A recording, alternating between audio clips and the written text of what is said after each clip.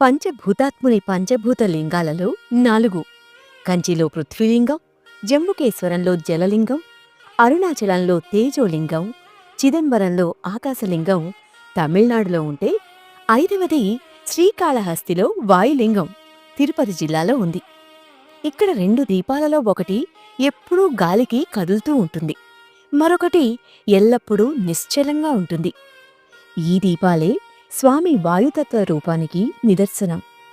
దక్షిణ కైలాసంగా పేరొందిన ఈ క్షేత్రంలో శివలింగం గుండ్రంగా, నున్నగా ఉండదు, నలుపలకలుగా, తెల్లగా, చతురస్రంగా ఉంటుంది.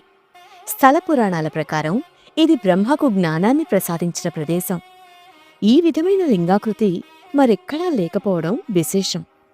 మూగజీవుల్ని తనలో ఐక్యం చేసుకున్న స్వామి వాటి రూపంలోనే ఇక్కడ వెలిశాడని అంటారు.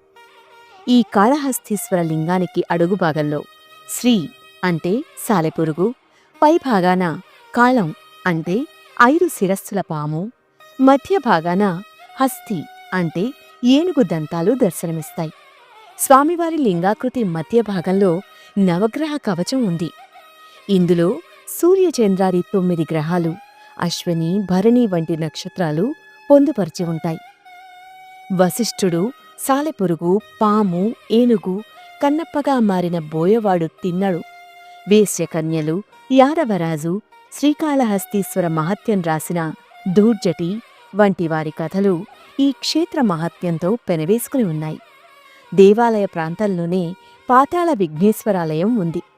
దేవాలయానికి సమీపంలో గల కొండపై భక్త కన్నప్పకి చిన్న ఆలయం నిర్మించారు. కాళహస్తిలోని శివలింగం పంచలింగాలలో వాయులింగంగా ప్రసిద్ధి చెందింది. అయితే వాయువుకు సంకేతంగా గర్భగుడిలో శివజ్యోతి కదలడం ద్వారా శివుడు వాయువు రూపంలో వ్యక్తమవుతున్నాడని విశ్వసిస్తాం. గర్భగుడిలోని వేరే ఏ మార్గం ద్వారా గాలి ప్రవేశించడానికి వీల్లేదు.